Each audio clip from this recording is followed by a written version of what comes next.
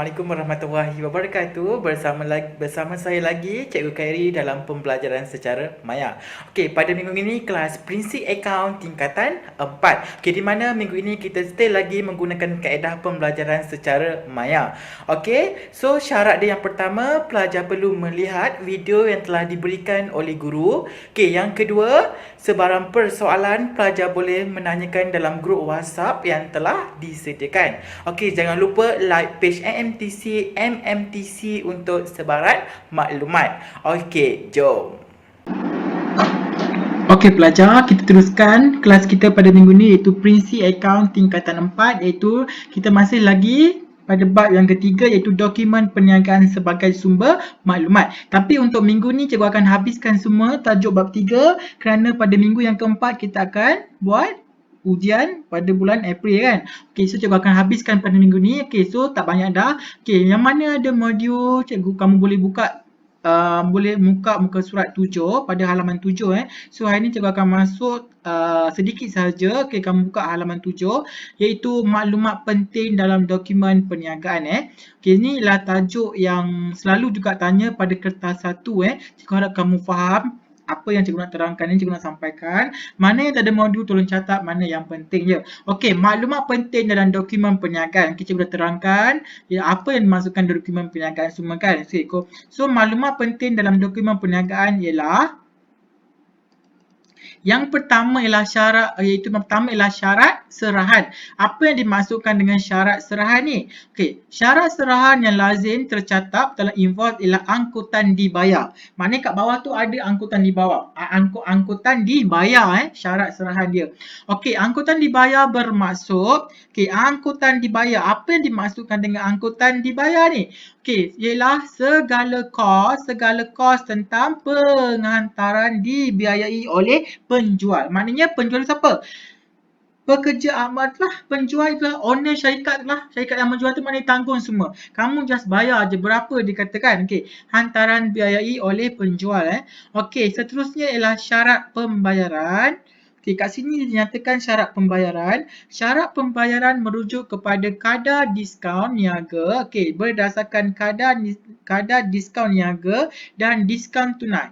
Okey, diskaun niaga dan diskaun tunai yang ditawarkan oleh penjual. Itu merupakan syarat pembayaran. Okey, syarat pembayaran merujuk kepada kadar diskaun niaga dan diskaun tunai yang ditawarkan oleh penjual. Okey, apa yang dimasukkan dengan diskaun niaga? Ni, diskaun niaga Diskaun niaga merupakan potongan harga. So, cikgu harap kamu beri perhatian kat sini. Ramai pelajar yang confused lagi berkaitan dengan diskaun niaga dengan diskaun tunai. Okey, so diskaun niaga merupakan potongan harga daripada senarai harga atau harga dalam katalog tu. Itu merupakan diskaun niaga. Contohnya dalam katalog kamu tengok harga RM5. Tapi kamu dapat harga potongan dia. Itu dipanggil diskaun niaga. Okey, tujuan pemberian diskaun niaga adalah untuk menggalakkan pembeli membeli secara pukal. Maksud secara pukal ni lah secara banyak lah. Mana secara borong. Okey, boleh secara borong. Okey, boleh. Atau dalam kuantiti yang banyak Okey, rumus diskaun niaga. Okey, ni rumus dia. Okey, maaf pelajar. Sorry. Okey, rumus diskaun niaga ialah jumlah dalam invoice kamu kena darab dengan diskaun niaga. Berapa persen yang dia bagi potongan harga tu? Okey, boleh. Okey, sekiranya berlaku pemulangan barang. Okey, sekiranya berlaku pemulangan. Cikgu elak kat sini. Berlaku pemulangan barang. Diskaun niaga perlu diambil kira dengan menolak. Diskaun niaga. Okey, perlu tolak apa?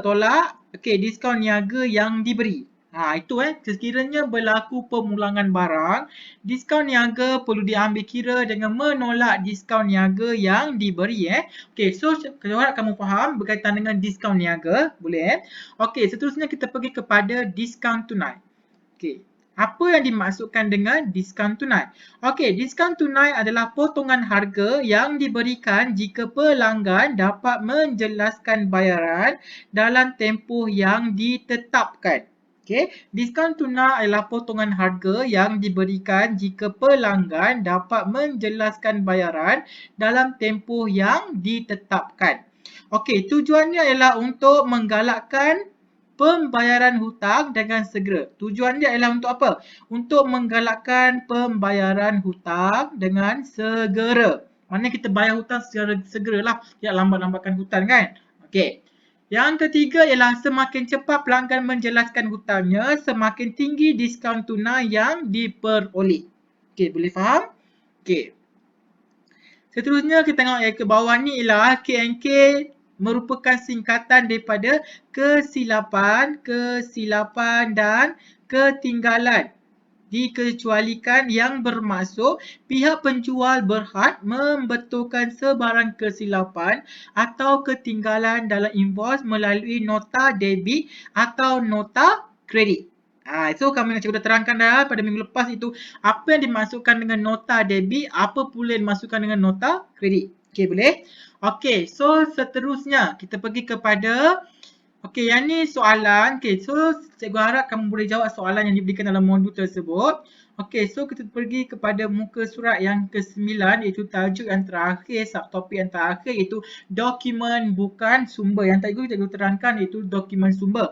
Sekarang ni kita tengok pula ialah dokumen bukan sumber. Okey, apa pula ialah dokumen bukan sumber ni? Okey. Okey, kita lihat kat sini ialah dokumen bukan sumber. Okey, dokumen bukan sumber. Cikgu highlight kat sini. Dokumen bukan sumber adalah dokumen yang mengandungi maklumat yang bukan untuk catatan atau buku perakaunan. So kat sini dia kata dokumen bukan sumber adalah dokumen yang mengandungi maklumat yang bukan untuk catatan dalam buku perakaunan. Seterusnya ialah dokumen bukan sumber adalah sekadar dokumen yang membantu dalam kerja-kerja perakaunan. Maknanya dokumen bukan sumber ni dia sekadar dokumen untuk bantu accountant untuk membuatkan kerja-kerja perakaunan. Okey, itu merupakan dokumen bukan sumber. Okey, tapi dia penting juga, bukan tak penting, dia penting. Okey, dokumen bukan sumber terdiri daripada dua sahaja iaitu penyata akaun dan juga penyata bank. Okey, boleh? Okey, kita tengok satu persatu dokumen bukan sumber ni. Okey, yang pertama iaitu bukan sumber iaitu penyata akaun. Apa dimaksudkan dengan penyata akaun? Okey, penyata akaun kat sini diterangkan kat bawah, penyata akaun dikeluarkan oleh pembekal. Okey, siapa yang keluarkan ialah pembekal yang keluarkan kepada pelanggannya sebagai peringatan. Okey, sebagai peringatan tentang baki-baki invoice masih tertunggak. Okey, yang masih tertunggak lah. Tu penyata akaun. Kita nyatakan beri peringatan tentang baki-baki invoice masih tertunggak. Okey, yang kedua ialah penyata ini merupakan senarai semak yang menyenaraikan setiap urus niaga yang telah berlaku antara pembeli dan penjual dalam sesuatu bulan. Okey, boleh? Penyata ini merupakan senarai semak yang menyenaraikan setiap urus niaga yang telah berlaku antara pembeli dan penjual dalam sesuatu bulan. Okey, boleh? Okey, seterusnya kita lihat pula ialah penyata bank. Apa yang pula dimasukkan dengan penyata bank? Tadi penyata akaun. Sekarang ni kita tengok penyata bank. Apa pula penyata bank? Okey, penyata bank ialah salinan akaun semasa pelanggan bank. Okey. Penyata bank ialah salinan akaun semasa pelanggan bank. Okey, segala urus niaga antara bank dengan pelanggannya ditunjukkan dalam penyata bank seperti baki wang pelanggan di bank pada awal dan akhir bulan. Okey, yang kedua ialah deposit tunai dan cek di dalam bank. Okey, yang seterusnya ialah pengeluaran wang daripada bank. Apa berkaitan dengan bank lah. Okey, apa yang berkaitan dengan bank? Okey, apa berkaitan dengan bank? Kita keluar duit, kita masukkan duit, semua ada dalam penyata bank tersebut. Okey, lain-lain butir seperti charge bank, commission bank, bayaran buku cek, dividen yang diterima dan lain-lain. Semua ini dimasukkan dalam penyata bank. Okey, boleh? Okey, kegunaan penyata bank. Apa kegunaan? Okey, tengok yang last sekali ialah kegunaan. Apa kegunaan penyata bank kepada pelanggan lain? Okey, yang pertama ialah untuk menyemak ketepatan catatan dalam buku tunai. Okey, kita tengok sama tak dalam buku tunai ni dengan penyata bank tu. Kalau sama, maknanya kamu buat betul lah. Kalau tak sama mana ada sedikit kesalahan Okey, B ialah untuk mengetahui jumlah penerimaan dan pembayaran melalui bank. Okey, yang seterusnya ialah untuk mengetahui baki wang dalam akaun semasanya. Okey, boleh? Okey. So, itu saja untuk bab yang ketiga. Bab ketiga ni mudah je berkaitan dengan dokumen sumber dan juga dokumen bukan sumber. Dokumen bukan sumber ada dua je, penyata akaun dan juga penyata bank. Manakala akaun dalam dokumen dokumen sumber banyak. Okey? Yang cikgu terang hari ni ialah berkaitan dengan apa?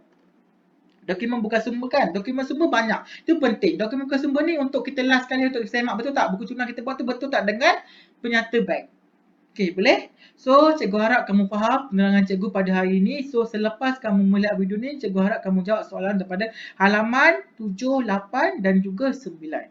Okey, so sebarang persoalan kamu boleh ajukan dalam grup WhatsApp yang telah disediakan. Okey, so cikgu harap kamu bersedia untuk topik bab yang ketiga ni kerana pada minggu keempat kita akan buat peperiksaan pada bulan 4. Okey, so sekian saja untuk pembelajaran pada minggu ini. Sekian, terima kasih. Assalamualaikum.